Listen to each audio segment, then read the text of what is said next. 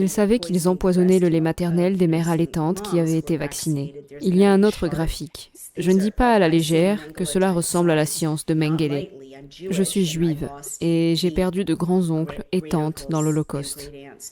Je ne fais donc pas cette comparaison à la légère, mais c'est bien de la science à la Mengele.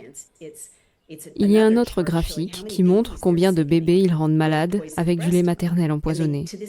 Et ils n'ont à ce jour pas averti les mères vaccinées qu'ils mettaient du polyéthylène glycol, qui est un produit dérivé du pétrole, dans le lait qu'elles donnent à leurs bébés. Ils ont donc un graphique montrant que tant de bébés allaités souffrent d'œdème, c'est-à-dire d'un gonflement des tissus. Tant d'autres ont de la fièvre, tant d'autres vomissent. Ceux-là sont inconsolables, vous ne pouvez pas les consoler. Et un pauvre bébé a eu des convulsions et est mort après avoir été allaité par une mère vaccinée. Et les naissances ont baissé de 13 à 20% dans les bases de données gouvernementales occidentales. Et j'ai encore pire en fait. Les nouvelles ne cessent de s'empirer. Après, je vais faire une pause, je vous le promets.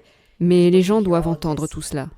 Une nouvelle étude très importante, menée en République tchèque, sur 1,3 million de personnes, montre une baisse de 30% des naissances chez les femmes vaccinées par rapport aux femmes non vaccinées.